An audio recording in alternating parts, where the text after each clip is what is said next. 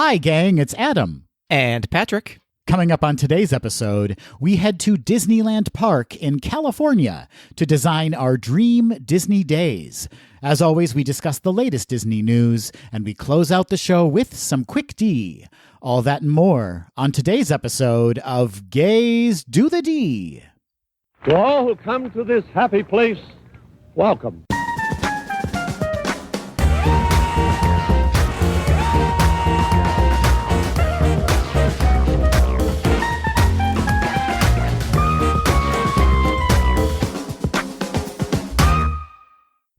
Well, if it isn't Patrick Mama Kazuki.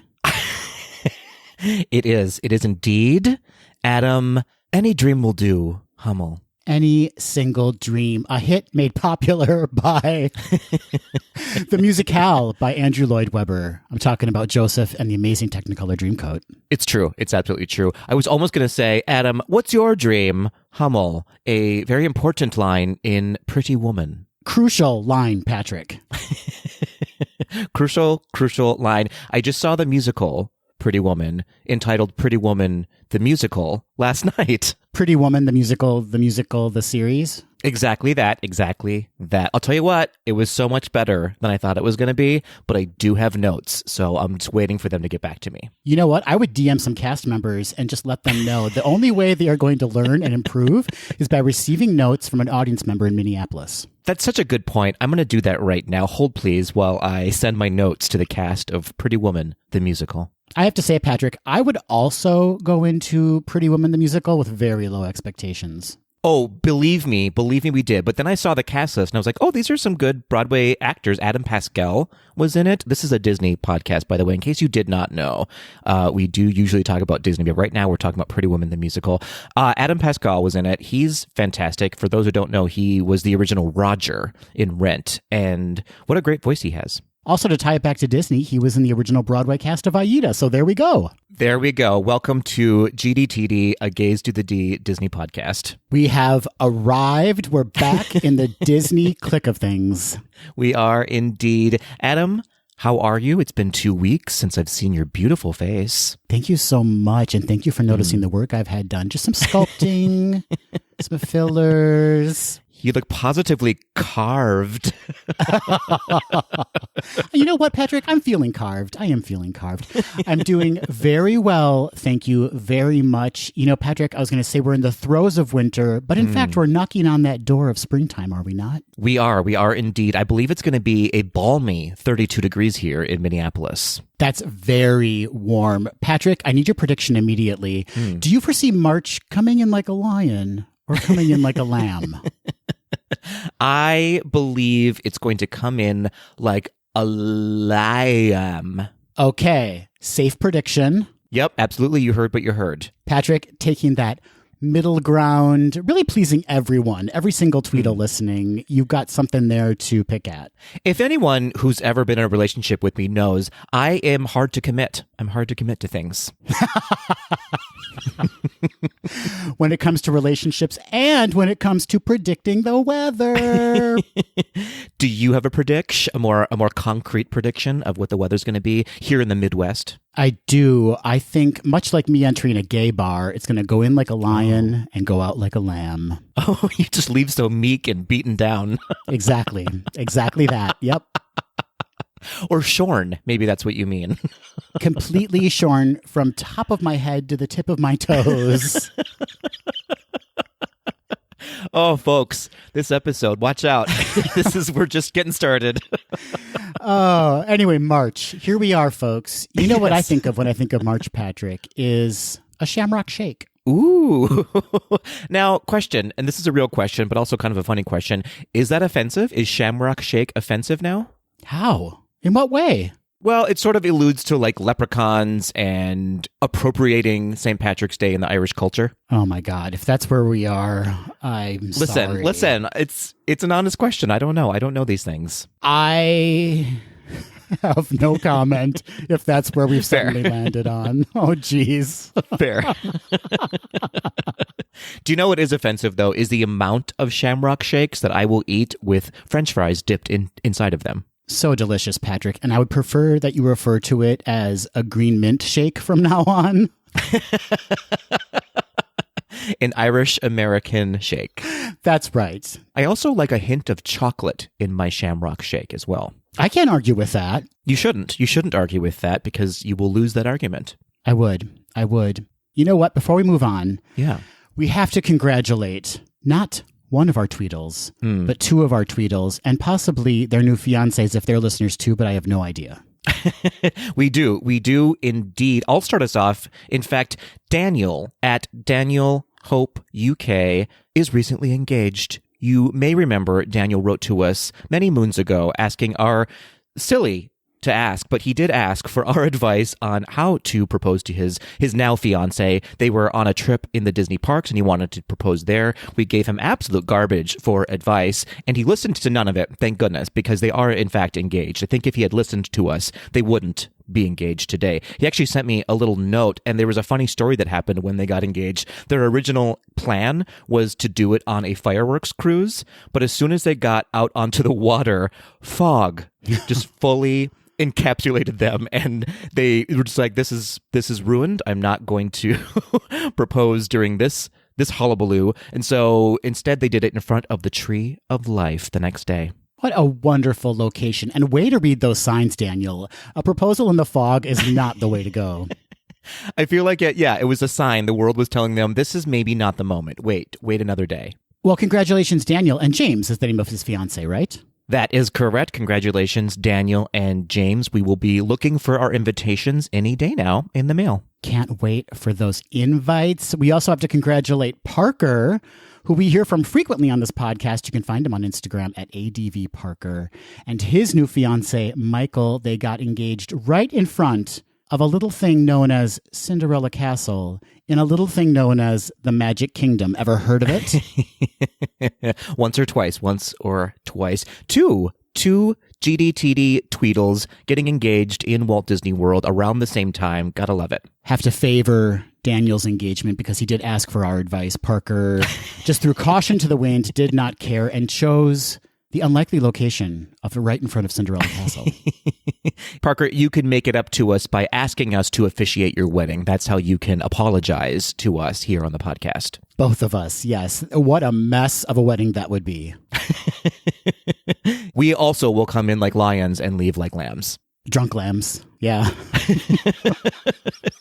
I like to think our journey will actually end and start on opposite ends, much like the musical The Last 5 Years. I think that we'll both start on opposite ends of the animal scale and cross paths in the middle, and that's where the wedding magic will happen. And much like the musical The Last 5 Years, we will sing your entire ceremony.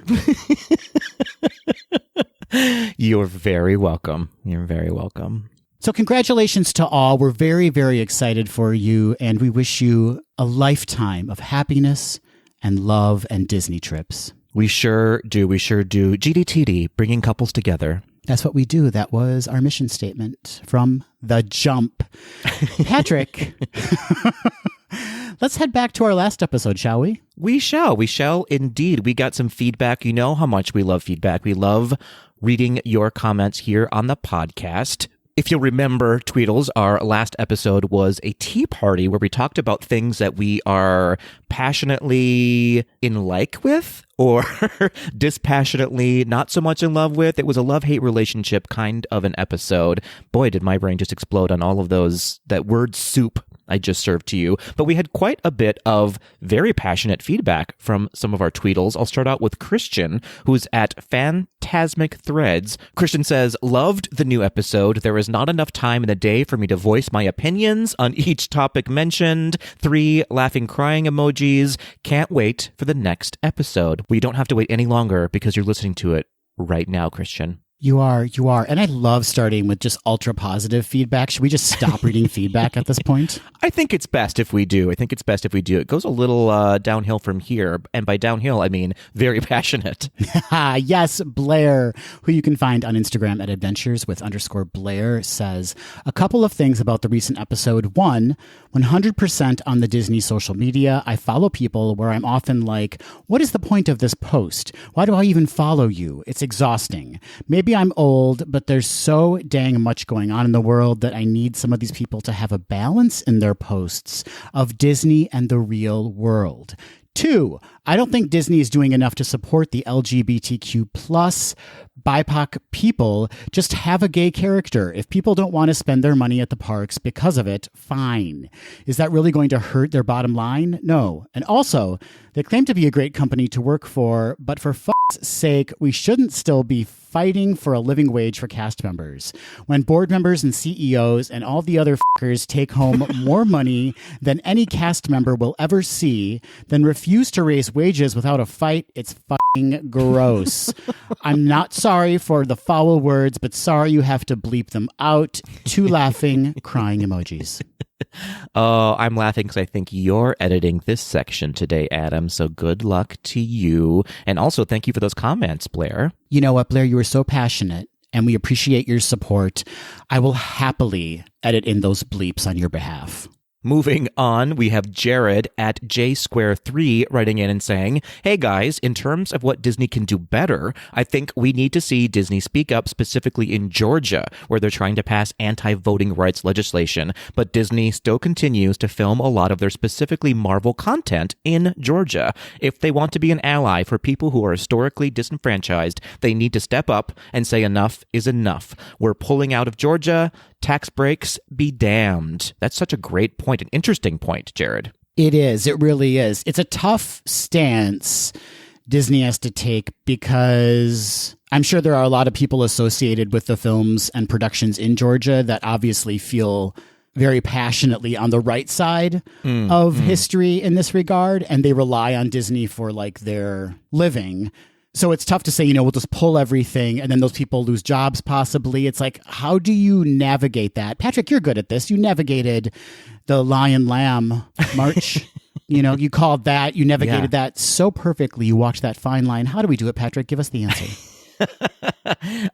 You just stay wishy-washy, I think is what you do. And yeah, it's a fine line. I don't envy anybody at the top who has to make these decisions and has to grapple with the ethics that go behind all of these decisions. It's a tough call. What's not a tough call is that human rights matter, though, right? And I think that's what all of our tweeters are saying right now. We know that there are tough decisions to be made corporate-wise, but speak out for us at least. At least give us a wink, a nod, more than that. At least to give us the acknowledgement that we exist. I think that's all we're asking for right now. Yes, at the very least, we need to vocally hear you, Disney, take a stand against these issues. Texas, too. Let's just cover everything all at once, shall we? And just make a very clear statement about where Disney stands when it comes to queer rights. Yeah, absolutely. So if you're out there listening right now, take a look at your local government, see what they're doing. If you are against it, stand up and say something. Your voice absolutely does matter. And write letters to Disney. Ask them to speak out on your behalf. If enough people do so,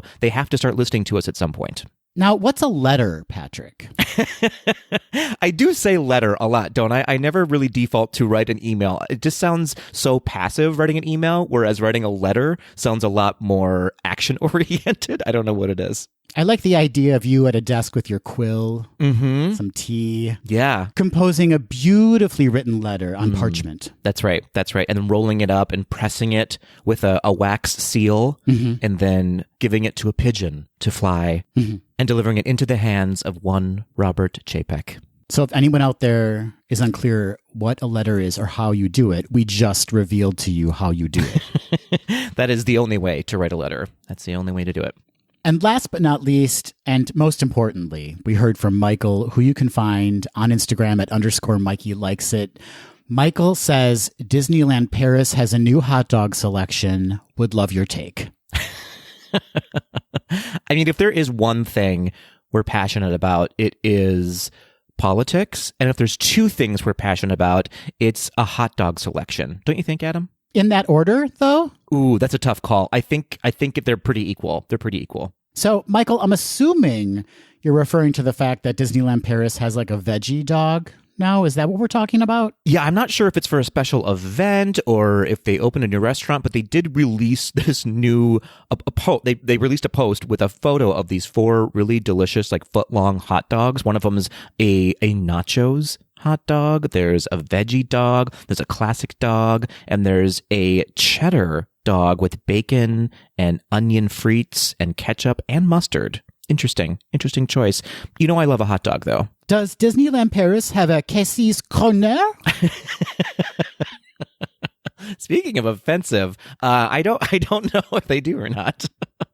Speaking of offensive, you know what's offensive? 4 disgustingly loaded American hot dogs being served just outside of Paris. That's fair. That's absolutely fair. The nacho dog looks pretty delicious, so I'm not going to lie to you.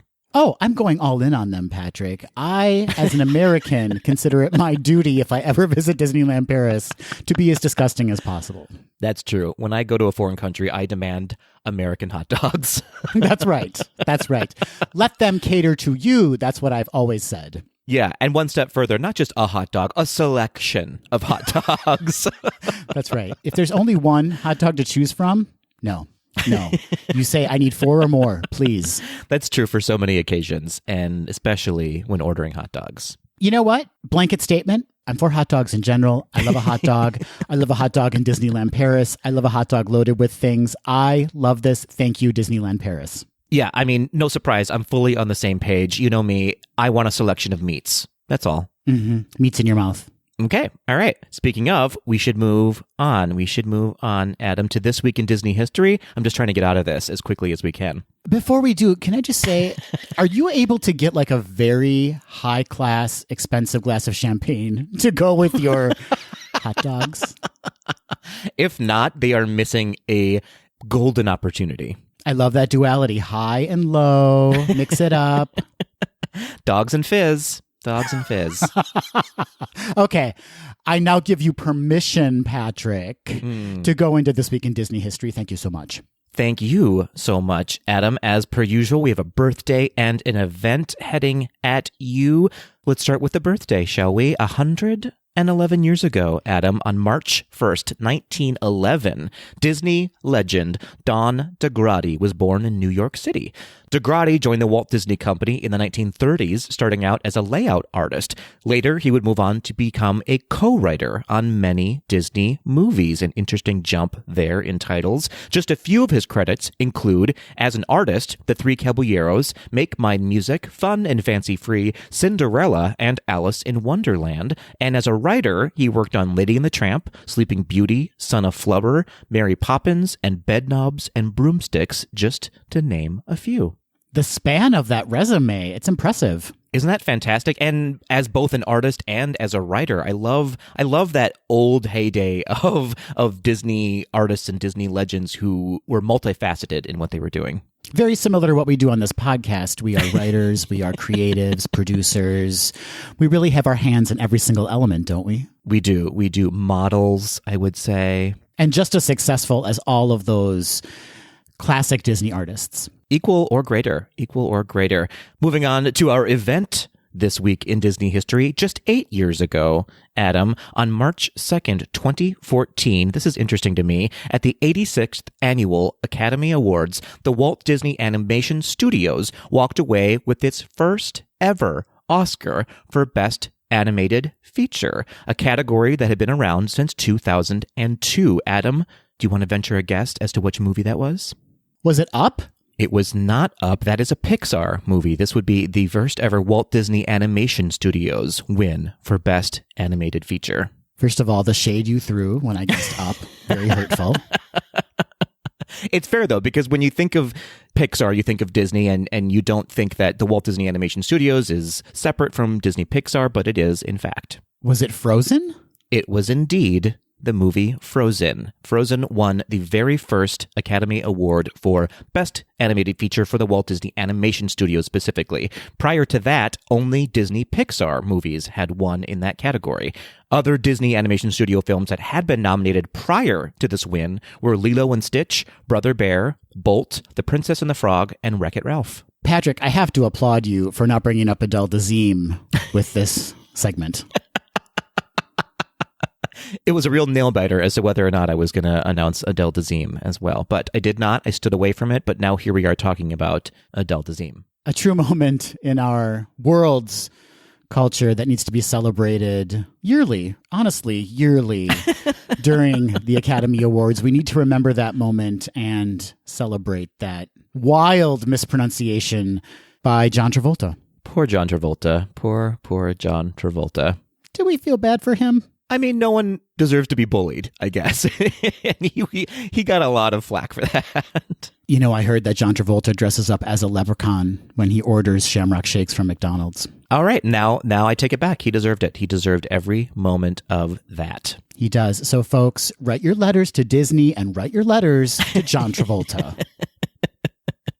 I like it. Well, that wraps up this week in Disney history. Adam, before we head into the news, we have a couple more things to talk about. The release of the teaser trailer for Chip 'n Dale's Rescue Rangers just came out. Yes, let's talk about this because we've kind of been getting dribs and drabs of information about this made for Disney Plus streaming film. Patrick, we knew it was going to be kind of a meta take on the Rescue Rangers. Give me your thoughts, Patrick. It blew my expectations out of the water, I have to say. Because I think I didn't know what to expect at all. There were so many stories about it's going to be about this, it's going to be about this. They're not going to be the Rescue Rangers. They're going to be different things. It's going to be a lot like the cartoon. It's not going to be like the cartoon. Anyways, all that to say, I think it's going to be absolutely hysterical. I think it's going to be really fun and really sort of forward in inventing animation as well. Totally agree. I'm very excited to see it. I posed the question on Twitter, but feels like it might be this generation's Who Framed Roger Rabbit? Interesting. Yeah, good take. In fact, Roger Rabbit was in the clip. And a plethora of characters from Disney's history. Aladdin and Jasmine made an appearance. We saw Scrooge McDuck. Fun little cameos throughout the trailer, and I'm sure we'll see a ton more in the actual film. Yeah, it's going to be an interesting commentary, at least visually, on the history of animation throughout the years. I'm excited to see that. And I think we all breathed a sigh of relief, did we not, when Chip and Dale were not speaking in their chipmunk voices? That would have been a long movie. That would have been a real long movie if we had to listen to that. And I love this vocal cast, just stars across the board. So I'm very excited for this movie. Yeah, John Mulaney, Andy Samberg are the voices of Chip and Dale. It's going to be very tongue-in-cheek, very wink-wink, very meta as promised, and it comes out on Disney+.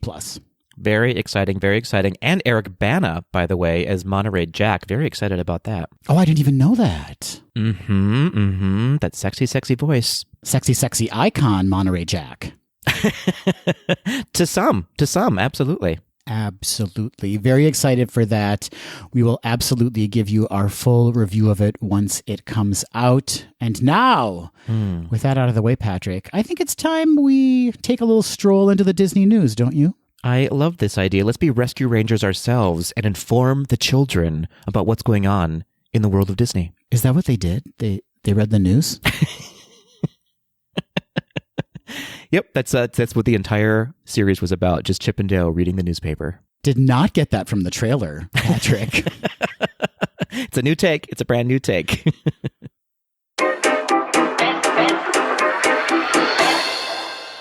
As announced in November during Destination D23, Disneyland Resort is bringing back its nighttime spectaculars this spring.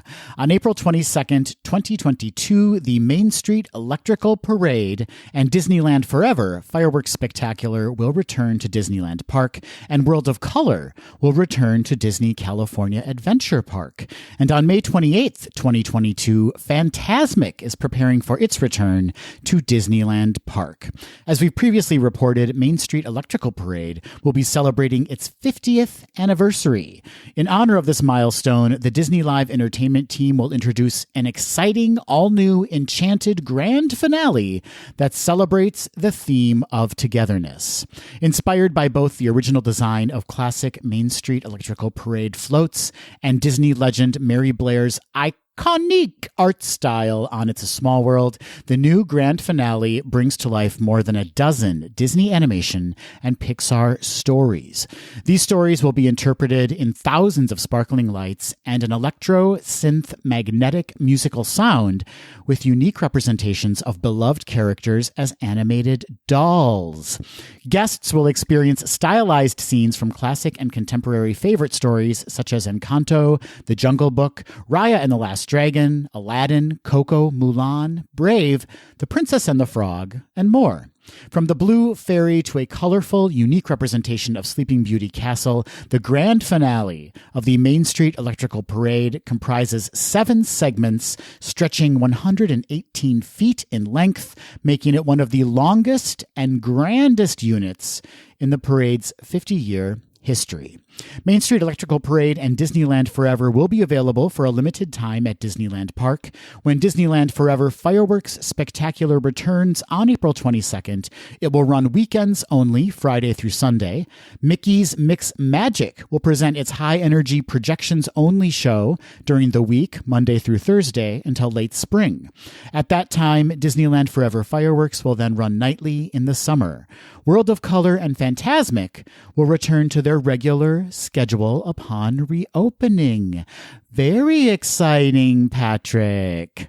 I am so super excited for this. I will be in Disneyland DCA this September for D23, so I will be sure to check all of this out, assuming it's still operational. Will you avoid the temptation to hop on that Mary Blair-inspired float and be a little doll yourself? I would fit right in, I imagine, height-wise for sure. And I love a long and grand unit. Ayo, did you hear that, everyone? He's put that out there. For those of you well-endowed, the request has been made. I'm talking about parades, Adam. I'm talking about parade floats. That's not the way I heard it, but okay. Okay, fair enough. A few things are returning to Walt Disney World this year, Adam. Moonlight Magic events are returning to Walt Disney World for DVC members. What is Moonlight Magic, you say? It's an after-hours exclusive event in the parks for DVC members under the, you guessed it, Moonlight. Each event features special entertainment and character sightings, complimentary food and beverages, and access to no-wait attractions. Moonlight Magic will be available in Epcot on March 17th and March 31st, in Hollywood Studios on May 24th, June 16th, and July 14th, and in Animal Kingdom on July 26th, August 31st, and September 28th. Again, this is a DVC member-only event, but members can register additional guests, and I'm always available, and I do kiss on the first date. Just putting that out there. Oh, Patrick, what if there's no moon? I'll still make some magic. Don't you worry. Don't you worry. Also returning to Disney World this year, ticket price increases. That's right. For the first time since 2019, multi-day tickets have increased. Individual day, 2-day, and 3-day tickets currently remain flat to last year's prices, but 4-day and beyond tickets for base tickets, Park Hopper tickets, and Park Hopper Plus tickets have increased by as much as $50 per ticket package. Chief Financial Officer and long-lost sister of Yzma, Christine McCarthy, has not commented specifically on the increase, but over the past few months has alluded to Disney's need to cut costs and increase revenue, even though Disney just reported their best quarter ever for the parks. So, what's up? What's up, McCarthy? What's going on? It feels gross. It feels gross. I'm not afraid to say it. Come at me, anyone. Come at me, Disney. I don't care any longer. I'll give up my phone number and address. I'm unafraid. Yeah, you're not alone. You're not alone in that. There was a huge uproar. There was a huge uproar. I have to believe there's going to be a little protesting happening this year at D23. There's a lot of interesting finances going on within the Disney company. So more to come on that. And lastly, returning to both Disneyland and Disney World, full-on faces, both outdoor and indoor. That's right, both parks have eliminated mask requirements for fully vaccinated guests, with the exception of enclosed Disney transportation, like the monorail, buses, and the Skyliner. Disney does, quote, expect, unquote, unvaccinated guests to continue wearing face masks, but will not be enforcing this or checking for vaccination status. And if history has taught us anything, 0 unvaccinated guests will give a single hoot about wearing a mask. Disagree. I found the unvaccinated who are doing it purely by choice and not because of a medical condition are the most compassionate, understanding people on the planet. Is that a fact? Is that a news item fact? Patrick, I heard it on Fox News just yesterday. Oh, I can't talk to you anymore. I moved to Wisconsin and look how I've changed. this will be our last recording of Gays Do the D. The Walt Disney Company has announced plans to introduce Story Living by Disney, vibrant new neighborhoods that are infused with the company's special brand of magic. These master-planned communities are intended to inspire residents to foster new friendships, pursue their interests, and write the next exciting chapter in their lives, all while enjoying the attention to detail, unique amenities, and special touches that are Disney hallmarks. At each location, Disney cast members trained in the company's legendary guest service will operate the community association. Through a club membership, Disney will also provide access to curated experiences such as wellness programming, entertainment ranging from live performances to cooking classes, philanthropic endeavors, seminars, and much more. The first Story Living by Disney community will be built in Rancho Mirage in California's Coachella Valley, a location where Walt Disney himself owned a home and would spend leisure time with his family. Additional locations in the U.S. are under exploration for future development. Cotino, a Story Living by Disney community, will be built in the heart of the greater Palm Springs area. Architecture and amenities of this Story Living by Disney community will reflect the history and present-day inspiration of the rich valley culture. Cotino is being developed in collaboration with DMB Development, which is highly regarded for its development of large-scale planned communities in the U.S. Cotino will welcome homeowners of all ages and will include at least one section expressly for 55-plus residents. Home buyers will have a range of home types to choose from, including estates, single-family homes, and condominiums. Per the specific plan approval for the development, the community is expected to surround an approximately 24-acre grand oasis with crystal lagoons technology, enabling crystalline lagoons of any size to be built sustainably with low water consumption and using a minimum amount of additives and energy. A voluntary club membership will offer access to a waterfront clubhouse, a club-only beach area, and recreational water activities, as well as Disney programming, entertainment, and activities throughout the year. Cotino also has specific plan approval for a vibrant mixed-use district featuring a range of shopping, dining, and entertainment, a beachfront hotel, and a professionally managed beach park with recreational water activities that can be accessed by the public through the purchase of a day pass. To receive news and updates or to access additional information, visit StoryLivingByDisney.com. Tweets at home, Adam is looking directly at me, waiting for me to respond to this story. I mean, listen, Stepford Wives, anyone?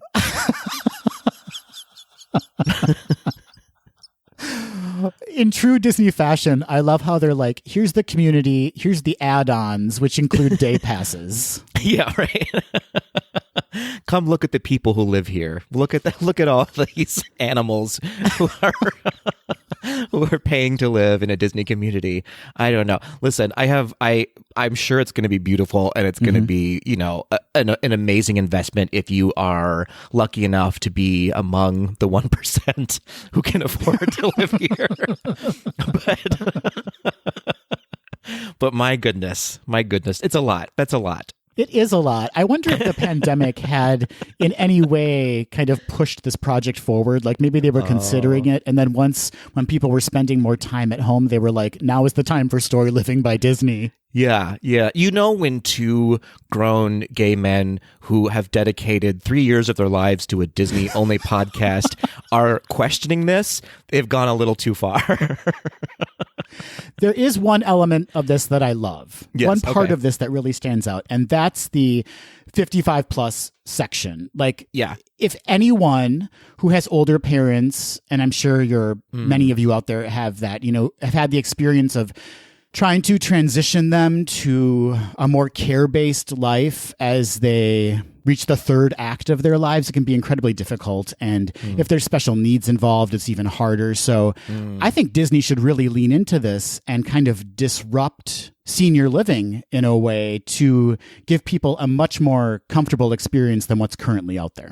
I love that. That's a great sentiment. I'm interested in 55 plus. 55 is quite young, I have to admit. And so I mean, listen, if life throws the funds at me to be able to afford to live in a place like that at the age of 55, I would absolutely, absolutely do it, because it sounds like a dream come true, right? I mean, well, a dystopian dream, I guess we can say. I don't know. But I'll check it out. It's big In Her Shoes energy. Have you seen that movie In Her Shoes, Patrick? Yes.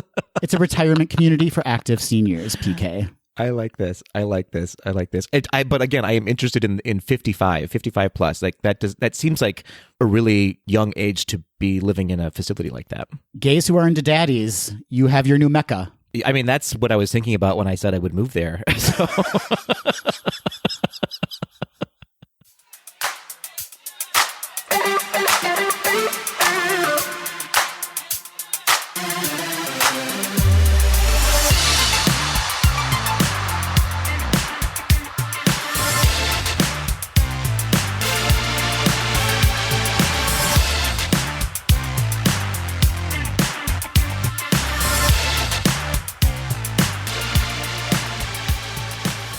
Hey, Patrick, do you smell that? Oh, dear.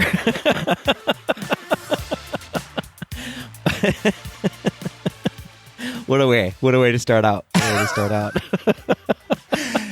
Don't worry, it's not a bad smell. It's a good smell. It smells like a brand new feature segment. Ooh, I love the smell of a brand new feature segment. It's like the smell of opening a new can of tennis balls. That's what I was just about to say. Wow, we are the same person exactly. If I know one thing about you, it's that you love tennis balls. I do. I love tennis balls. Yes, Tweedles.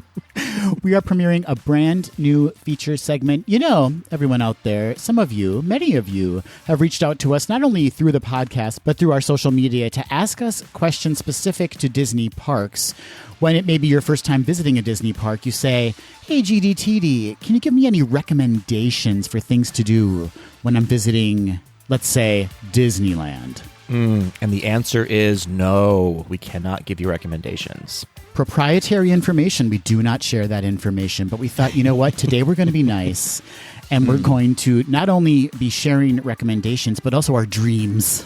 That's right. Today we're going to yes, and we're going to capitalize on those recommendations and build a whole episode off of it. We are premiering Disney Dream Day. What could that possibly mean? It means a day in which you dream. Wow, you really just said, I'm going to answer that concisely, and you did it, and I applaud you, Patrick. That's right. Full stop.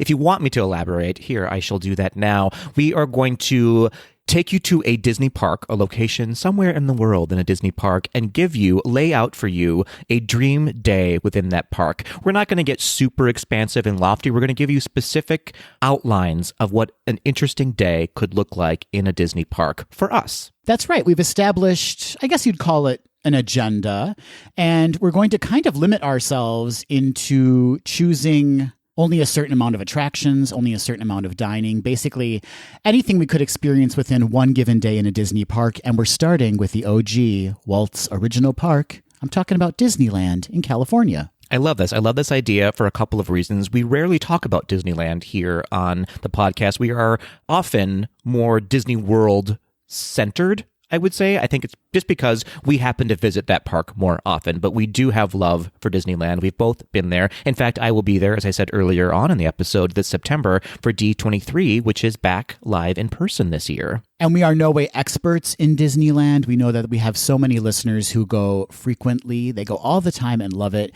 We love it too, but we're just laying out what we either have done and loved or things that we'd like to do while visiting Disneyland Park in a single 24-hour period. That's right. We're going to narrow it down to one day as well, specifically. And I want to front load this episode with a question to all of you locals out there in California who go often to let us know what your Disney Dream Day recommendations are, because we're just hitting up what we know. And there's so many things that we probably don't even know about that exist within Disneyland and DCA. But let's not poo-poo the dream aspect of it, Patrick, because we have built in things that maybe we haven't experienced that are kind of like lofty, dreamlike things that we would like to experience when visiting Disneyland.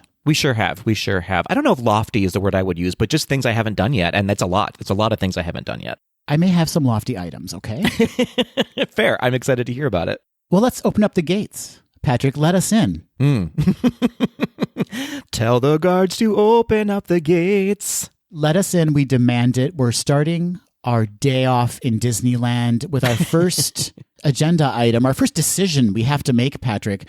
What is your kind of ideal time of year you'd like to visit? I am an autumn kind of guy for all things vacation-wise, and so I would just apply this to Disney as well. No real specific reason. I guess it's because it's not too hot there. It's not super cold yet in California. It's just a nice temperature. I like sweater weather. I like sweatshirt weather. I like a light jacket weather. That's my comfort zone. And I feel like Disney in the autumn is actually especially beautiful in the parks.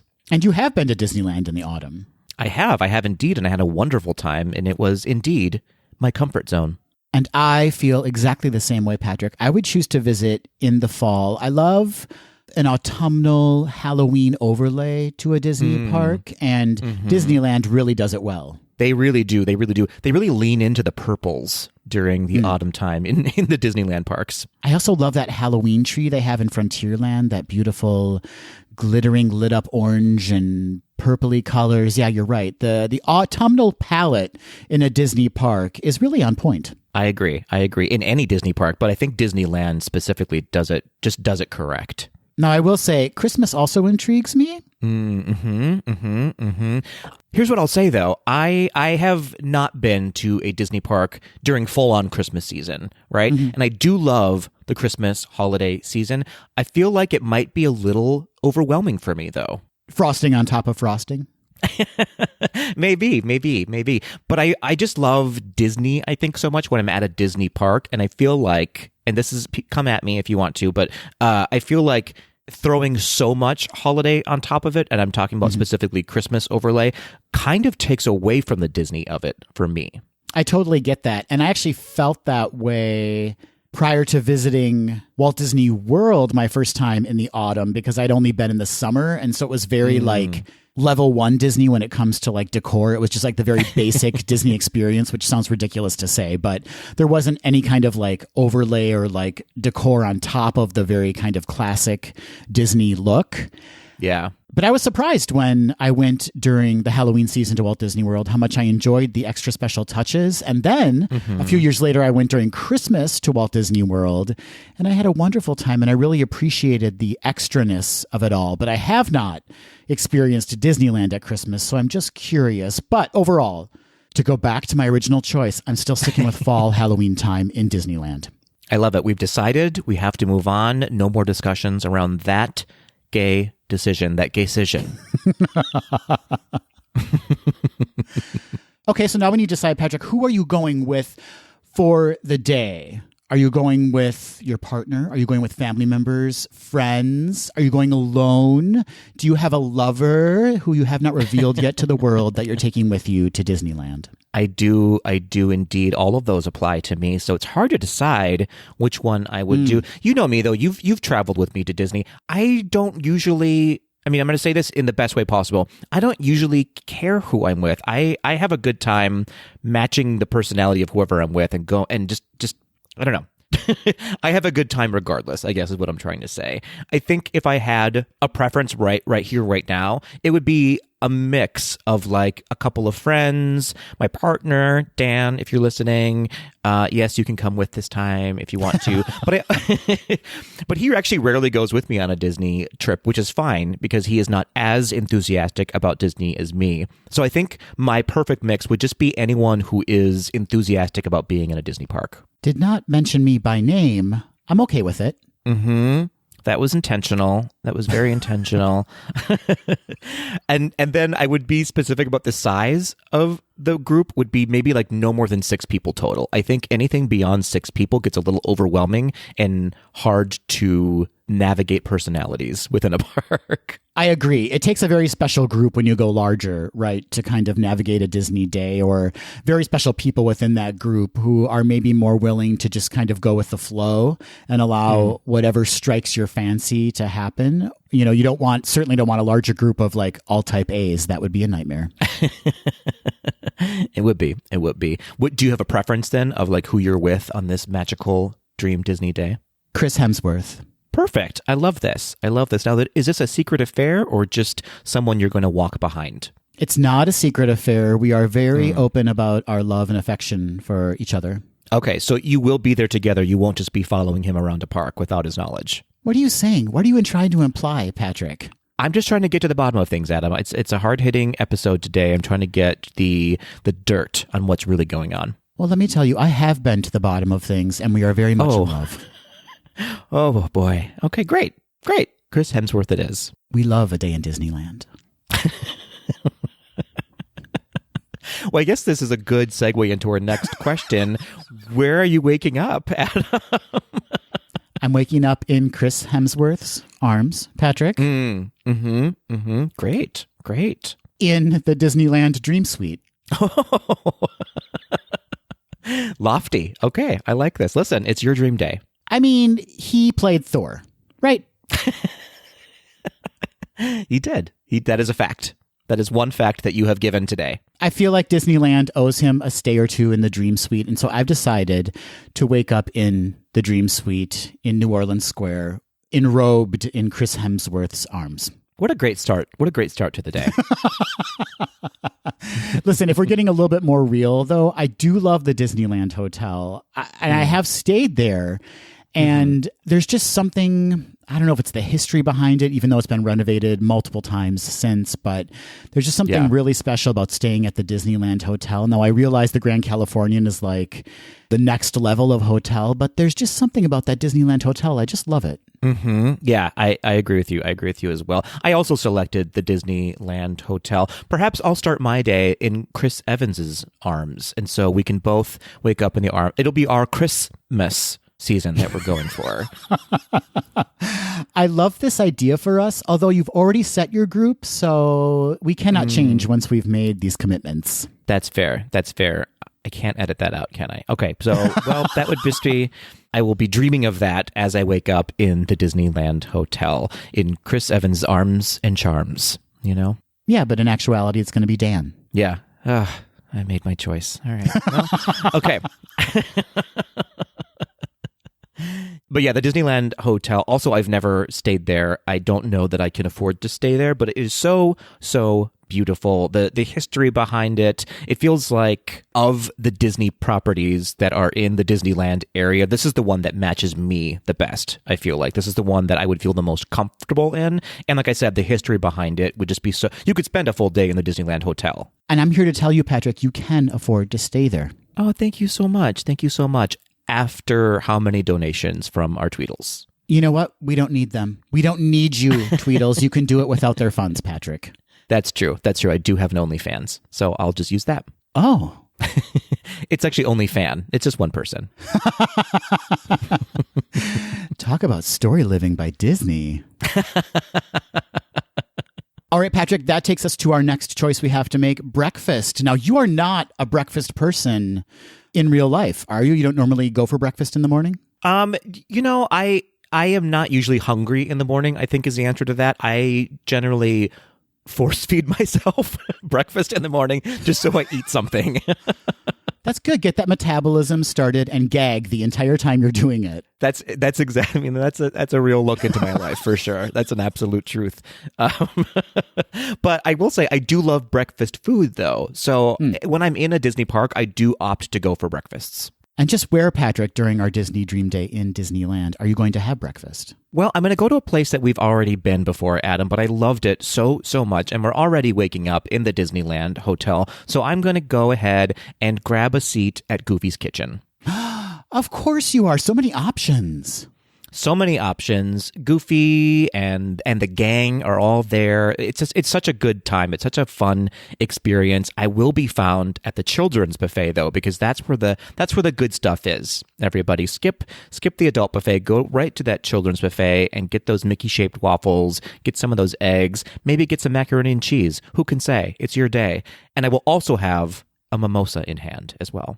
Yes, of course you will have a mimosa. As we did on our trip to Goofy's Kitchen. That was super fun. I thoroughly enjoyed that experience. The service was excellent, and I could not get over how many choices you had during that one meal. I mean, every single thing you could imagine was available to you.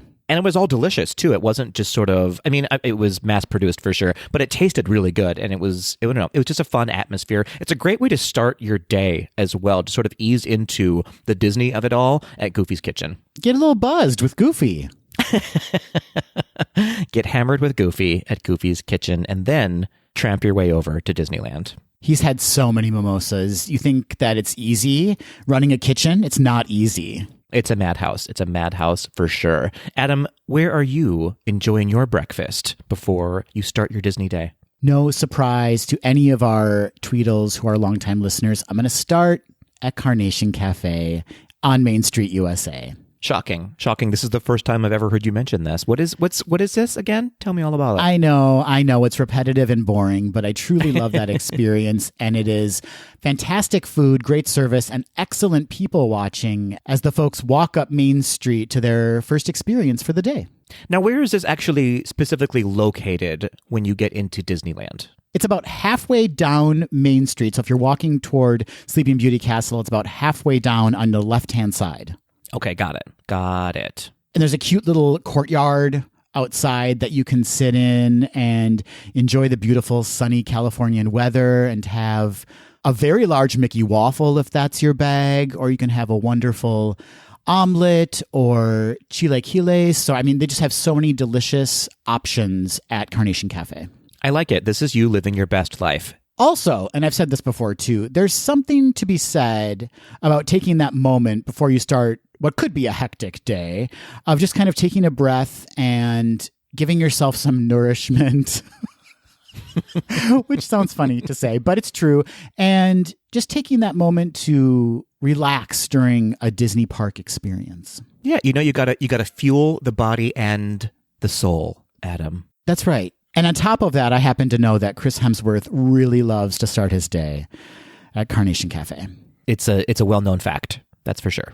It's bulking season, Patrick. He's bulking. And he wants those carbs. And he'll get them with an extra large Mickey waffle. He will. He really will. Patrick, that takes us to our morning attraction or experience number 1. After you fueled your body with all those nutrients, Patrick, what attraction or experience are you going to run to after that? Yes, after my breakfast ice cream sundae, I will be going to...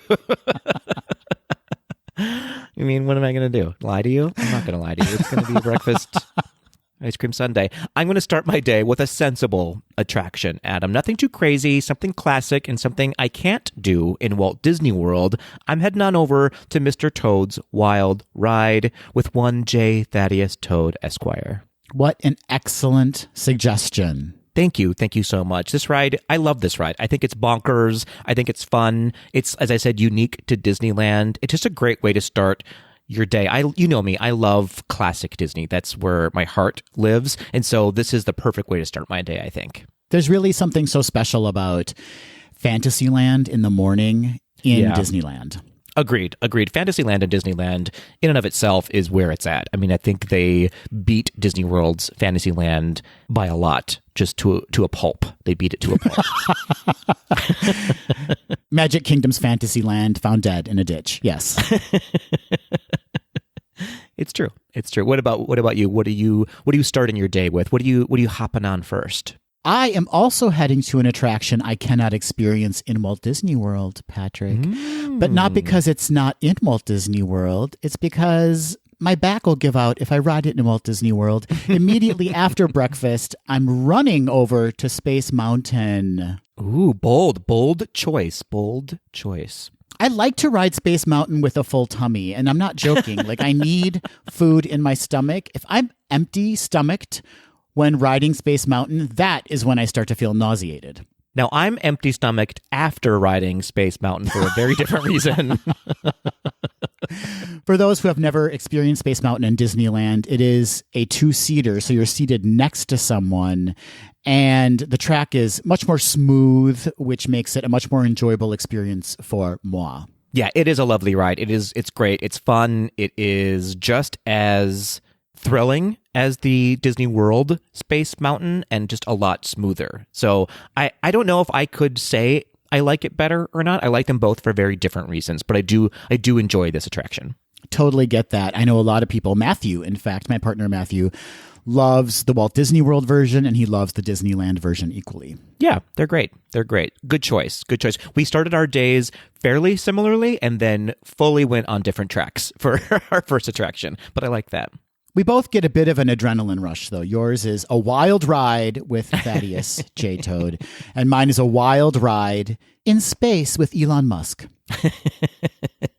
I like it. I like it. Well, now that we've had breakfast and gone on an attraction, it's time to eat again. Adam, it's time. Feeling a bit peckish. Time for a snack break. You got a snack attack, or if you want a beverage, Patrick, I say go for that too.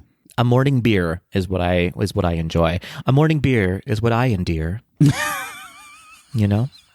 I felt like I needed to rhyme there. I just did it. Proud of you for that. What snack or beverage are you going to grab? Well, I think this is shocking to absolutely nobody, but I'm heading on over to DCA. We're switching parks here, and I'm plopping myself down on the outside patio of Lamplight Lounge, Adam. Now, wait a minute. This is shocking to me because I thought we were sticking to Disneyland, but now suddenly we've broken through the gates. We're crossing the Esplanade to DCA, which I thought was not allowed, but yet rule breaker, Patrick. We fully misunderstood the assignment in different ways because I assumed that we were doing both parts, like Disneyland expansively. Listen, it's what your heart told you to do. Your heart said, why not break the rules this time and leave Disneyland Park and head to DCA? So you're heading to Lamplight Lounge, even though God said it's just not possible. Well, if you're calling yourself God, then absolutely.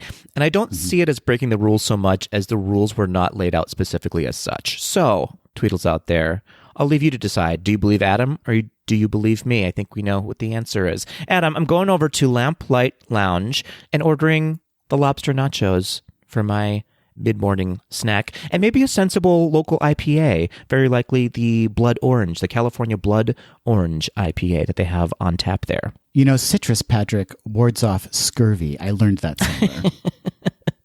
Carol Channing, everybody. And you know what, Adam? I'm sitting there for as long as I want and watching all the action on Pixar Pier.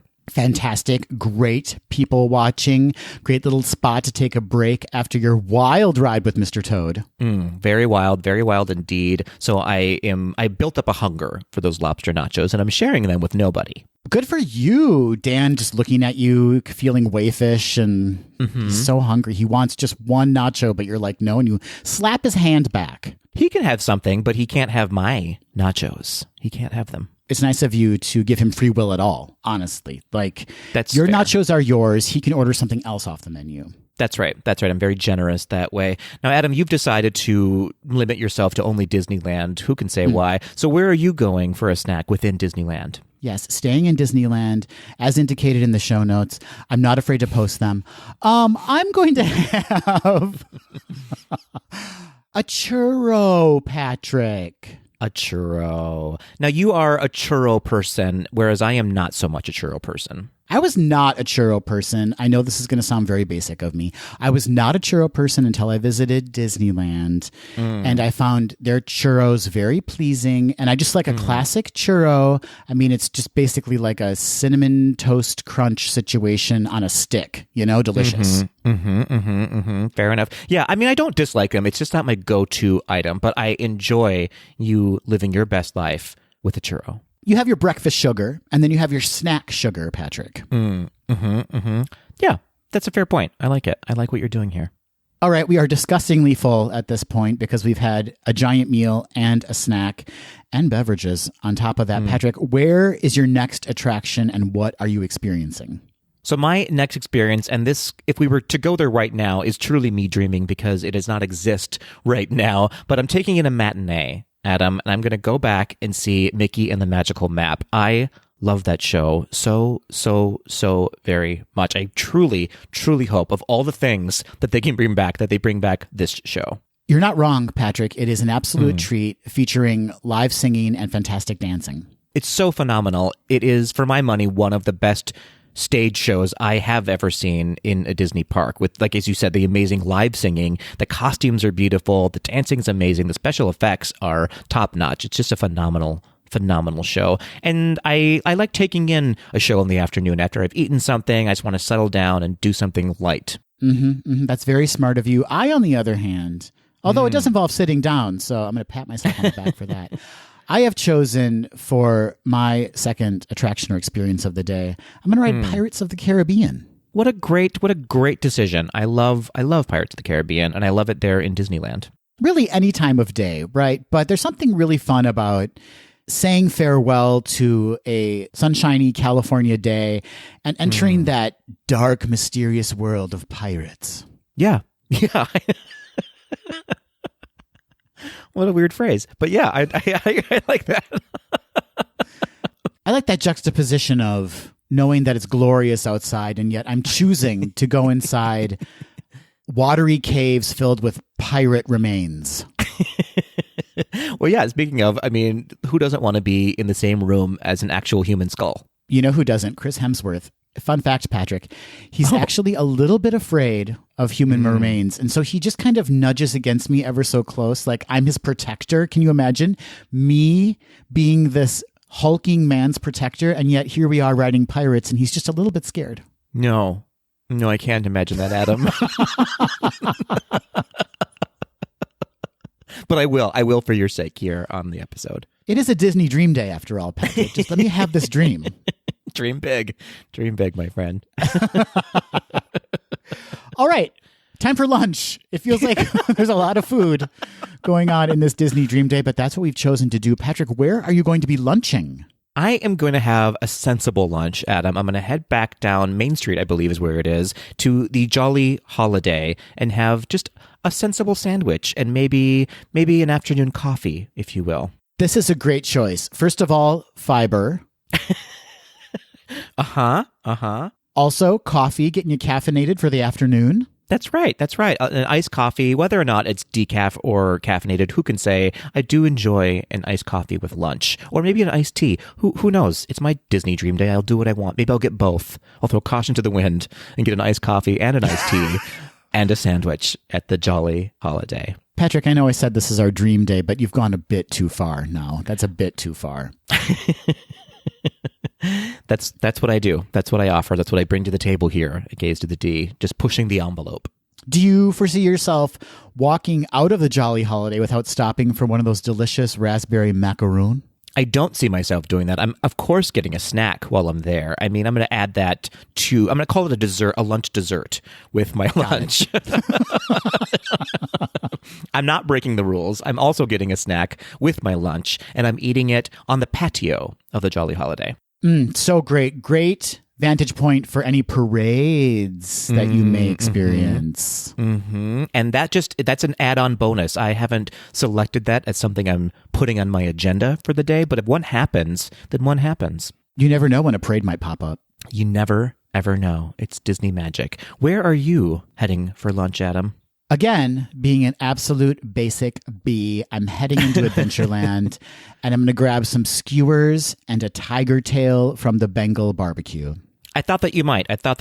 I was considering doing that because I've never eaten there before, but I like to go with what I know sometimes, and I really just love the Jolly Holiday as well. When next you're in Disneyland this fall, I bet you'll stop, and I bet you'll love it. I think I will. I think I have to do it because everybody raves about these. Also, again, amazing people watching. What percentage of any Disney park visit, Patrick, would you say is amazing people watching? 100%? I would say 100% of the time it's good people watching. I just love to sit down outside with a snack or a meal and just watch the world pass me by and all the kooky characters who visit a Disney park. Fair enough. One reason I didn't choose this one as well is that area always seems a little bit busy to me, whereas in the Main Street area where the Jolly Holiday, there's a little bit of breathing room. And so I want to enjoy my lunch and not, be eating it in someone's armpit like you're going to do in Adventureland. So Totally true. No, it's totally true. That Adventureland area is very congested and very narrow. And the tables at Bengal Barbecue are essentially kind of half in a gift shop. So it is a very tight area to experience lunch. But that's your dream. That's your dream, Adam. A tight lunch. That is the only thing I dream about. Patrick, next up, after lunch, it's time for more attractions and or experiences, whatever you choose. Patrick, after lunch, where are you heading? Well, I'm heading on over to where you are currently, Adam, Wisconsin. No, I'm heading over to Adventureland, and I'm going to hop on the Indiana Jones adventure. Okay, this is an amazing choice, and quite frankly, it didn't even pop on my radar when I was planning this feature segment, Patrick. What a fantastic post-lunch jaunt. Thank you so much. We went on this ride maybe like 5 or 6 times, it feels like, when we were there in Disneyland. It's just such a hoot and a holler. And even though, fun fact, it is the same track as Dinosaur in Animal Kingdom, it is an absolutely different experience, and one that is unique to Disneyland. It's so great. I love it. I will go on this ride every time I'm in Disneyland. You know what? I'm going to join you on it. I had chosen Alice in Wonderland in Fantasyland, but I think I'm going to nix that and join you on Indiana Jones Adventure because I love it so much. It's such a good ride, but I will say, you know me, I love Alice in Wonderland. It's my favorite Disney movie, and that ride is so good too. It's so beautiful. But I think if they were in a Thunderdome, Indiana Jones would win for me. Also, interesting fact is that Alice in Wonderland and Dinosaur and Indiana Jones Adventure shared the same track. So when you're riding, when you're riding Alice in Wonderland, it is the same track as the other two rides. That is a fun fact. So see you later, Alice in Wonderland. I do love you. You are so charming, but I need to spend time with my buddy Patrick and ride Indiana Jones Adventure, which takes us to our second snack break of the day or beverage break. Patrick, what's next? So glad you asked, Adam. I haven't eaten in minutes, and so it's time again, as you said, for a snack. I'm going to go ahead and feed my soul this time around with my snack. I'm going to get some Mickey-shaped beignets and probably another coffee. I need another pick-me-up for the day because we're heading into the night. We're not going to take a nap today. I'm not, at least not on my Disney Dream Day. And I think there's a few places that you can get them, but I'm specifically going to go to the Mint Julep Bar in New Orleans Square, where I'll either grab a table, who can say, or maybe I'll just walk around New Orleans Square and take in the music and snack on some Mickey beignets. Excellent choice. Delicious beignets that can be found in Disneyland and can't be found in Walt Disney World parks, right? So this is something that is truly unique to Disneyland Park. Yeah, as far as I know, correct us if we're wrong, maybe they have popped up somewhere, but as far as I know, you can only find them in the Port Orleans area of the resorts. I think that's still right, but who can say these days, right? Who even knows? Well, I'm going to leave you with your beignets. I'm going to let you enjoy those, and I'm going to head on into Galaxy's Edge, and I'm going to knock on Oga's Cantina's door. That made no sense, but let's just roll with it. And I'm going to grab the Outer Rim, Patrick, which is basically Oga's Cantina's version of a margarita. So good, so delicious. I know how much you love those, and what a fun destination to go to as well. I always have a good time when I'm in Oga's Cantina. Yeah, just pop in, listen to some tunes, have some banter with a bartender, have my drink, and then head back out. Yeah, I like this. I like this for you. It's a great place to meet people as well. I feel like because you're all kind of next to each other, you're all excited to be there, you're all sharing something of common interest, and maybe getting a little hammered as well. Who can say? Anything can happen at Oga's. That is their tagline. That is the phrase that's actually etched above the door in Arabesh. Anything can happen at Oga's.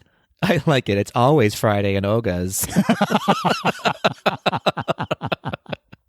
And their blooming onions are fantastic. Oh, I just got a little queasy. And I feel like my skin just got really oily thinking about it. Oh, okay. I'm buzzed. I'm feeling good. Patrick, it's time to experience another attraction. What's your second afternoon attraction or experience? I'm going to go ahead and hop on my very favorite ride within Disneyland, Adam. I'm getting on the Matterhorn. Yes, of course you are. Yeah, I mean, it's, again, I keep going back to this word. It's a classic and original to Disneyland and specific to Disneyland. You cannot ride this anywhere else in the world. It's a 10 out of 10, I would say, for a Disneyland attraction for me. Love the Matterhorn. It might make my list a little bit later. Oh, spoiler alert. Uh-oh. But I am going to, in fact, hop on the Disneyland Railroad. I'm feeling a little buzzed. I'm feeling good about myself. I'm feeling good about my life. I like that. And I'm going to hop on the Disneyland Railroad and take a full circle trip to experience not only the lands of Disneyland, but also that giant diorama that I love so much. It is a treat, the entire attraction itself. I love being on the train. I miss going on it. I wish they would bring it back in Disney World. What are you doing? Fix it. Make it happen. But yeah, that train ride is so much fun. We did it. It was one of the last things we did, I think, on our trip when we were in Disneyland. It's just so much fun. It's almost romantic, wouldn't you say?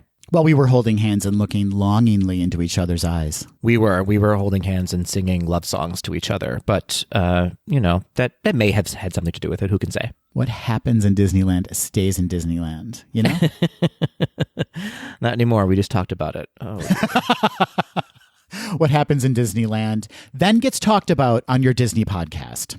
Every time. Every single time. Great choice. Great choice. I like this for you. Very relaxing and allows me to think about where I might want to go for dinner because Lord knows there has not been enough food ingested. Patrick, where's dinner happening? I'm going to give this one another try. I know this is shocking because I did not have the best time when we were there, but I want to give the Blue Bayou another chance. I think it was, I don't know what it was when we were there last because everyone raves about the Blue Bayou. I didn't have an unfortunate time there, but I think I maybe would order something else when I'm there because I love Southern food. I love New Orleans cooking. I love the atmosphere that's there. So I'm going to give the Blue Bayou another chance. Could it have been my company? That's exactly what it is. I didn't want to say it. I wanted you to say it for me. Let's be honest with each other, Patrick. You're right. You know what? Speak truth to power. Adam, it was the company, and I am going to maybe dine alone at the Blue Bayou. Can't blame you one bit. No, Patrick, I will say that I also did not have the greatest meal there when we went together. Yeah. And I had better food or better prepared food anyway during a previous visit. And you had said that as well. And I think you even recommended, like, let's come back again sometime and just try this again to see what happens. But I will request the seat that we were in. We had a great table that was just right there on the water. It was a little dark, but I liked that. It was fun. It was a great atmosphere. So I would request the same table, but just a different menu item probably. I think it's so noble of you to give it another shot. Good for you. Thank you so much. I'm very generous. Once again, you're welcome, Disney. You're welcome, world. Adam, where are you having your dinner with Chris Hemsworth? Patrick, we're heading to Club 33.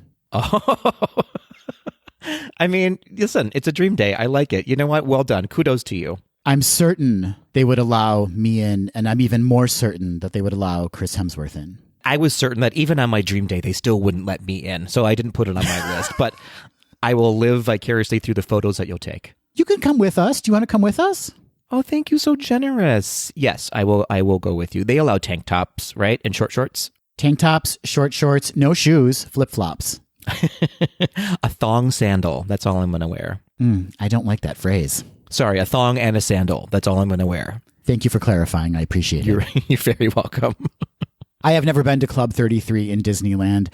I would obviously love to experience it. We know a number of our Tweedles have been to Club 33 and have had amazing experiences, so I want that for me. Fair enough. We know a number of our Tweedles who have access to Club 33, and I just want to remind you that I will be there in September for D23. I just want to put it out there into the world. So smart of you to do it now, Patrick, because you're giving people enough advance notice. Mm-hmm. You are on call, everyone, if you happen to be members of Club 33.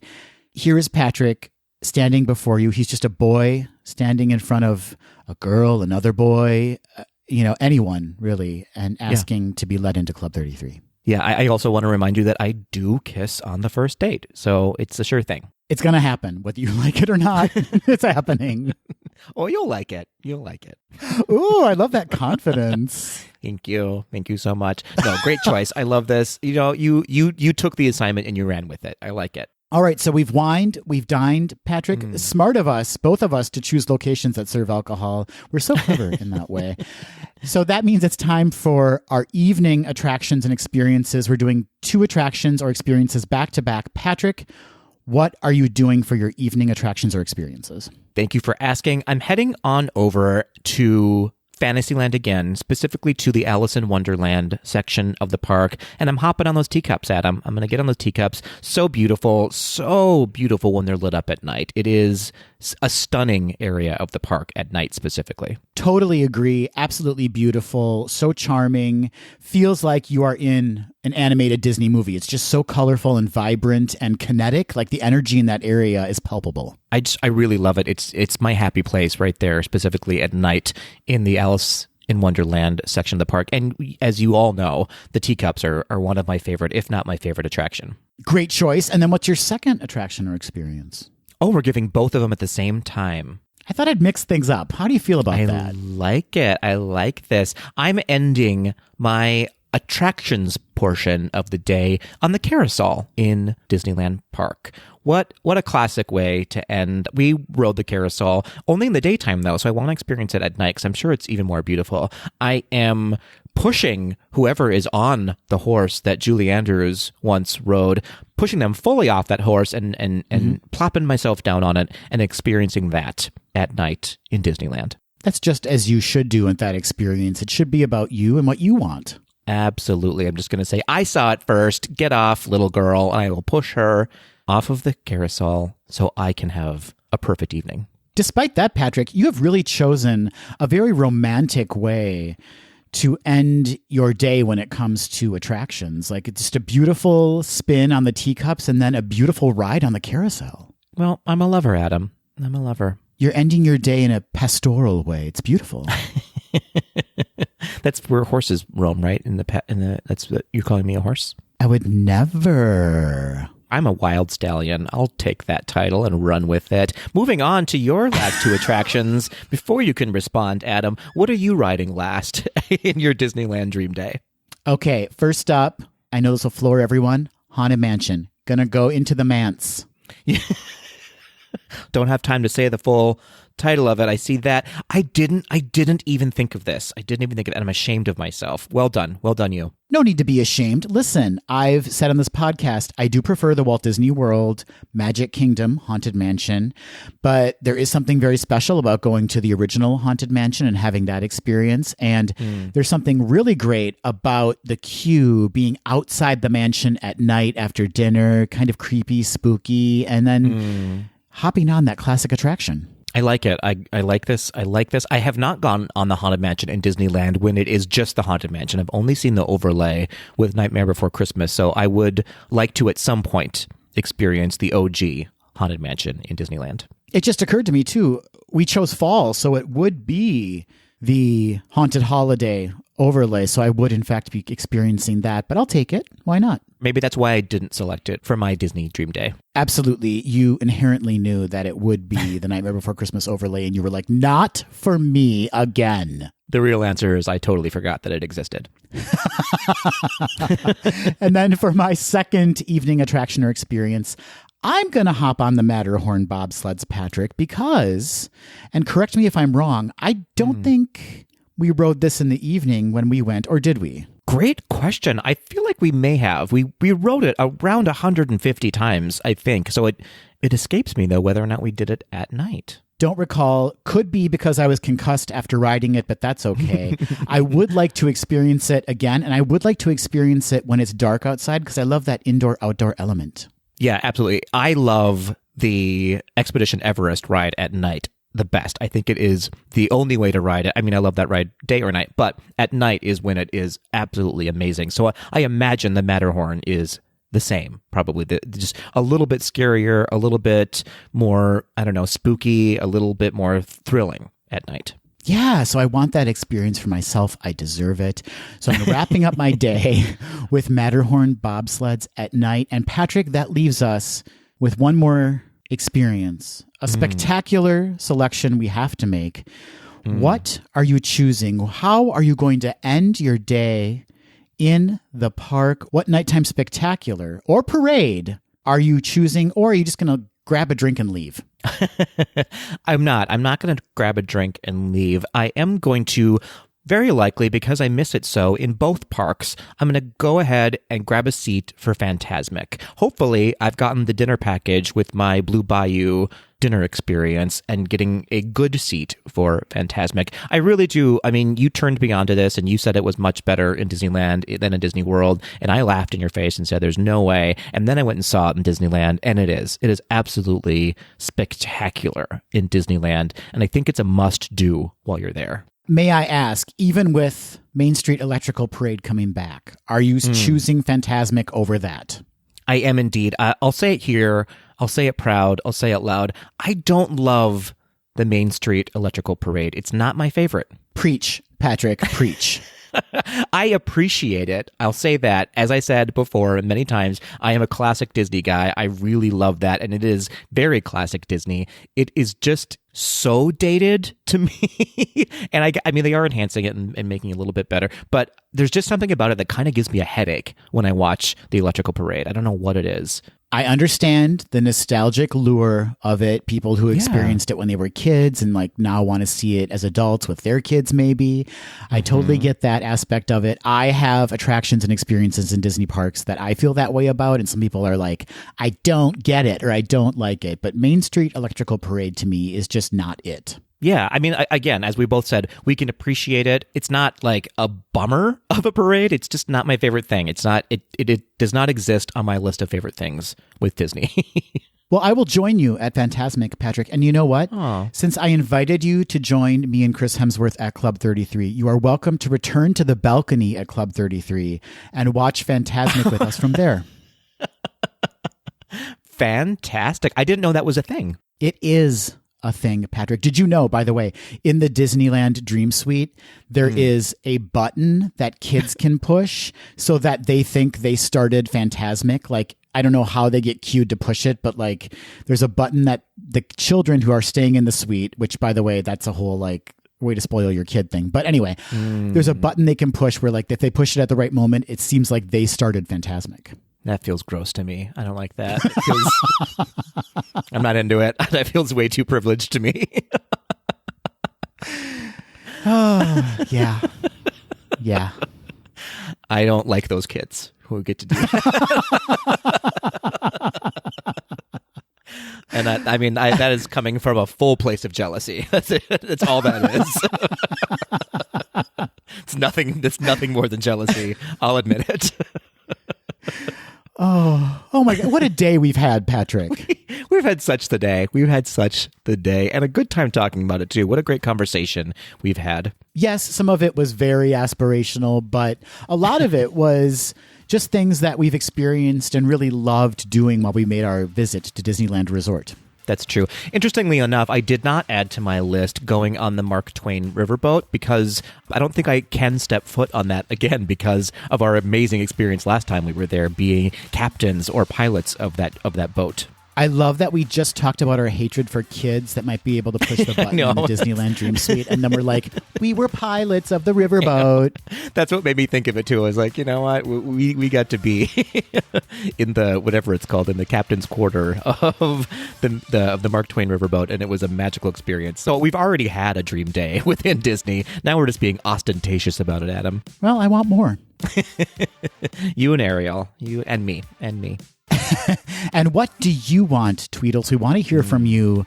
What attractions or experiences or dining locations or snacks, what would comprise your dream Disney day? Maybe we don't need the full day. Just what do you absolutely need to do or what do you absolutely want to experience the next time you visit Disneyland Park? You can reach out to us on social media. That's Instagram, Facebook, and Twitter at GDTD Podcast. Or send us some of your Disney dreams via voice memo or email at info@gaysdothed.com. I'm still mad at those kids, Adam. I'm still mad at those kids who pushed that button. I'm not going to get over this. Now that I know about it, I'm just going to ruin my day.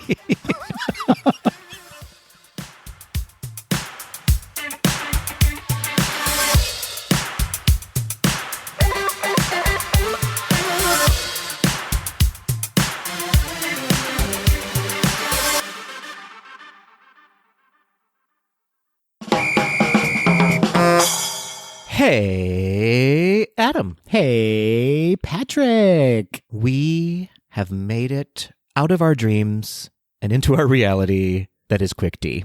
Do you know what it's like saying goodbye to Chris Hemsworth? I don't, because I'll never say goodbye to him. Oh, that was sweet. What's it like, though? What is it like, Adam?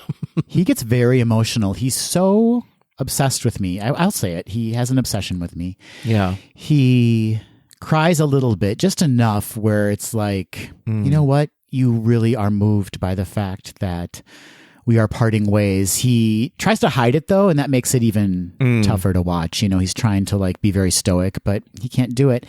And he tells me that he can't wait to see me again. Like he just will be counting the minutes until we are in each other's presence again. I'm so happy for you, Adam. I'm so happy for you. I'm interested in what medications you're on these days. But I am very happy for you because you seem like you're in a good place. You're in a good place.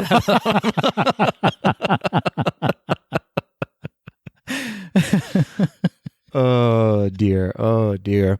But now back to my reality anyways. We are, in fact, doing Quick D. Adam, we're going to do Quick D Classic today for the children. Quick D Classic is where Adam and I ask each other a question we have not been privy to prior to recording, and we are going to answer it off Chris Hemsworth's cuff. That's right. Those Thor cuffs, those like metal cuffs. So thick that would go around my entire body, I feel like. He's a beast, Patrick. He's huge. I was getting at that I'm so teeny. I'm so tiny that it would just encompass me. You're petite. Keeping it tight, Adam. All right. Do you want to ask me first, or shall I ask you first? I have a question for you that I will ask of you. Oh, well, thank you so much. Throw it at me. You know, Patrick, the one and only Lizzo, Patrick. Ooh, yes. Lizzo revealed the details regarding her audition for the role of Ursula in the live-action remake of The Little Mermaid. And she was quoted, Patrick, as saying, "I was down to make Ursula a that hoe over there." Is that what thought means? That's what thought means, yeah.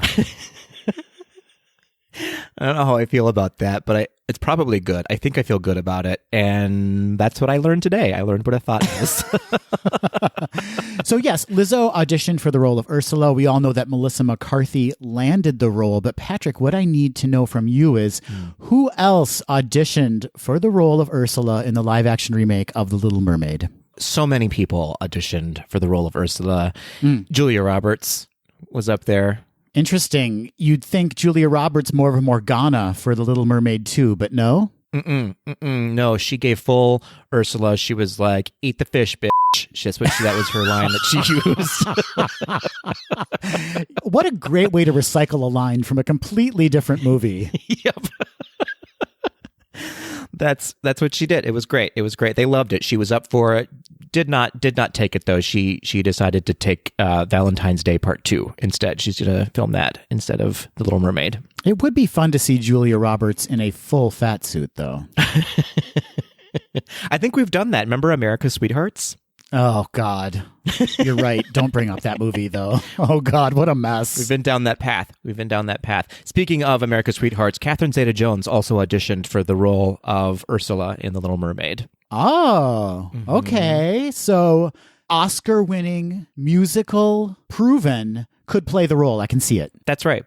She came in her Chicago outfit. It was an interesting choice, but she decided to make it a little jazz number with Ursula instead. She's like, "Imagine these fringe as tentacles." That's the way she sounds too. "Imagine these fringe as tentacles." That's right. It was a Fosse Ursula. It was Fossula. That was so stupid. I don't know. Cut that. No, we got to keep that because it made me laugh. Perfect. I mean, since we're talking about Catherine Zeta-Jones, Renee Zellweger also auditioned for the role of Ursula. It was an interesting choice. It just they didn't like her voice is what it came down to. She just didn't have the voice for it. I find her voice annoying. That's what I'm talking about, everybody. So it wasn't so much Disney not liking her voice. It was just you. I was in the room. I was in the room where it happened, and I was like, can't do it. Get her out of here, folks. What could have been? So many Ursulas, so many Ursula options, and yet we ended up with Melissa McCarthy. How would you feel, though, as Lizzo as Ursula? That's a very interesting kind of hot take. All kidding aside, I am mildly upset they didn't get either a drag queen or a fantastic Black woman to be Ursula, because that's what, I mean, in my head, that's what I envision Ursula to be. Just just Black excellence or an amazing drag queen. I think either of those choices would have been amazing. And so I don't know. I need to be sold on Melissa McCarthy. Or they could have gone with cornbread and had both Black excellence and a drag queen. You are speaking truth to millions right now, Adam. Speaking truth to millions. Well, it would have been interesting to see all of those versions of Ursula, but I'm sure Melissa McCarthy will be fantastic. I hope so anyway. I hope so too. I wish her all the best. And Lizzo, please send us your audition reel for Ursula. Please send us your what could have been. We want to see that. The world is waiting for that for sure. We need to see it. We do indeed. Adam, we're moving on to your question. Are you ready? I'm more than ready. All right. We recently learned that the cast compliment feature has been improved on the My Disney Experience app. I have two small questions for you around this, Adam. What is a feature that they did not think of as a way that you would like to provide a cast compliment? And then I would also like you to give me a cast compliment, Adam. Okay. I'll start with the feature, and then we'll end the show on a great note by me giving you a compliment. Which no one will believe. I think the one feature that should be added to My Disney Experience is the Dat Ass button.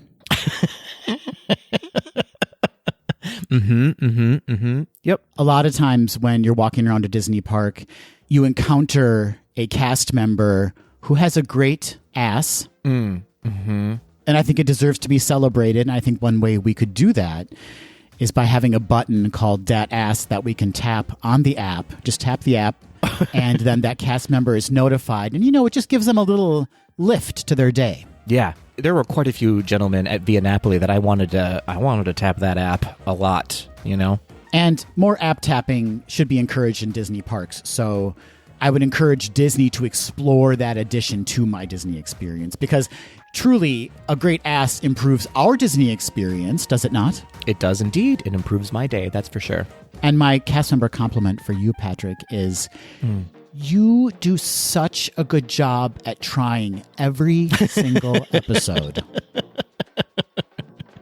You show up every time.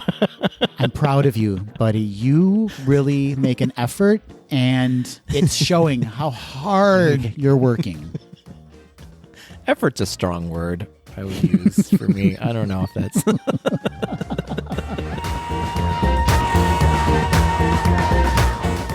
That will do it for this episode of Gays Do the D. Thanks for listening. To become a patron of the podcast, visit our website at gaysdothed.com/donate. For a donation of any amount, you can receive exclusive Gays Do the D content and help us continue to bring you the very best Disney news and discussion. Continue the conversation after this episode on Facebook, Instagram, and Twitter at GDTD Podcast, and submit your questions or show ideas to info@gaysdothed.com. Have a great week, everybody. See you real soon.